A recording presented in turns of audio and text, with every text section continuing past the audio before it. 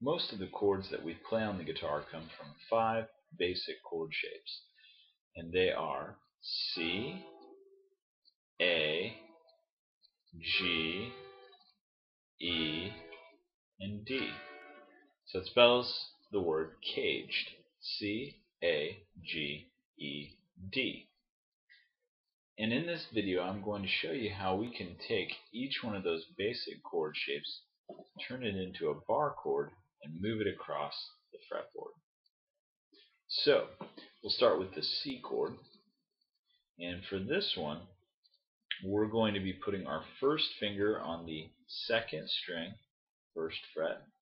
Our 2nd finger will go on the 4th string, 2nd fret, and our 3rd finger will go on the 5th string, 3rd fret. So this is the open C chord. Then if I want to turn this into a bar chord that I can move around different places on the neck, I need to change the fingering. So I'm going to put my 4th finger on the 5th string, 3rd fret, my 3rd finger on the 4th string, 2nd fret, and my 2nd finger on the 2nd string, 1st fret. So here again I'm playing a C chord, but I'm using a different fingering. Now, whenever I want to move this chord up and turn it into a bar chord, I'll be able to do so. My 1st finger, as of now, isn't pressing down on anything, but if I move each of the fretted notes in the chord up 1 fret, then I'm going to add my 1st finger either as a full bar across the 1st fret, or I can just bar string 1, 2, and 3 on the 1st fret. So now I'm playing a C chord shape, but the chord name is C sharp. I took my C chord, I moved it up 1 fret, 1/2 step, and then I added my 1st finger to bar the strings that were open in the chord. When you're moving the chord into the bar shape, you want to make sure that the notes all stay the same distance apart from each other.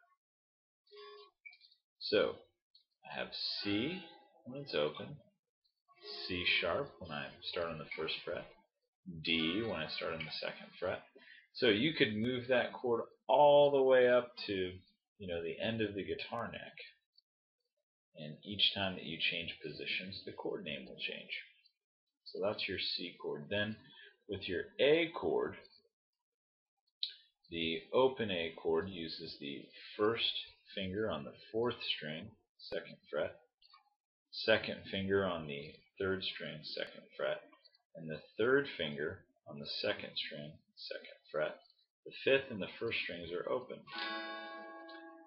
So now, if I want to turn this into a bar chord, I'm going to change the fingering. I will use my 2nd finger on the 4th string, 2nd fret, my 3rd finger on the 3rd string, 2nd fret, and my pinky on the 2nd string, 2nd fret. I'm still playing the 5th and 1st strings open. Now if I want to turn this into a bar chord, I'm going to move my 2nd, 3rd, and 4th fingers up 1 fret. So those are all on the 3rd fret now. And my 1st finger is going to bar from the 5th string to the 1st string. So now I have an A sharp chord.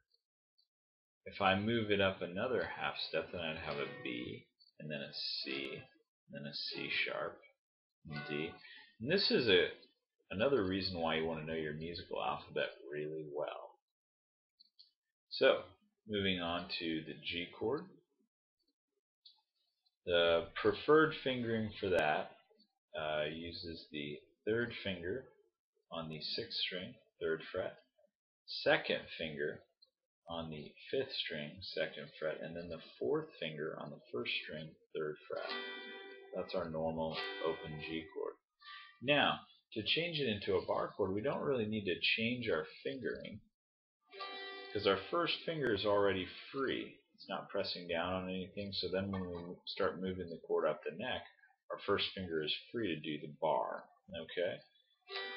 So we have G in open position. Then if I move my third and fourth fingers to the fourth fret, my second finger to the third fret. Now my first finger is going to press down on the first fret and bar the fourth, third, and second strings.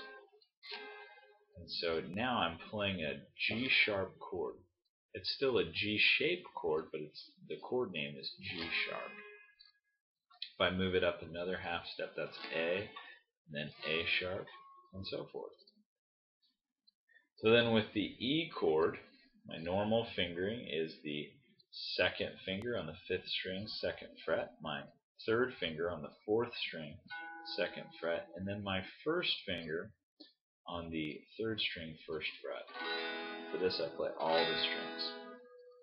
So then if I want to change the fingering here so that it can be a bar chord, I'm going to put my third finger on the fifth string, second fret, my fourth finger on the fourth string, second fret, and my second finger on the third string, first fret.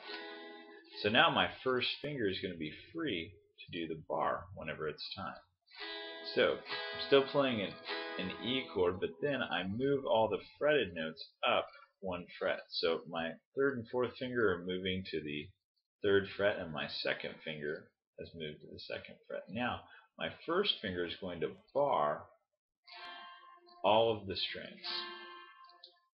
So I took that E chord, I moved it up one half step. Now it's an F. F sharp, G, G sharp, and so forth. The last chord is D. To make a normal open D chord, we put our first finger on the third string, second fret, our third finger on the second string, third fret, and then our second finger goes on the first string, second fret. If I want to turn this into a bar chord, I need to change the fingering. I need to free up my first finger. So now my second finger is going to play the third string, second fret. My fourth finger is going to play the second string, third fret. And my third finger is going to play the first string, second fret. So here I'm still playing a D chord. My first finger isn't pressing anything.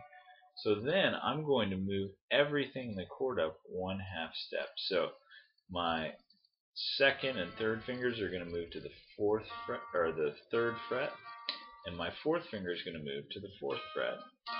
And then my first finger is going to bar the fourth and the fifth string at the first fret.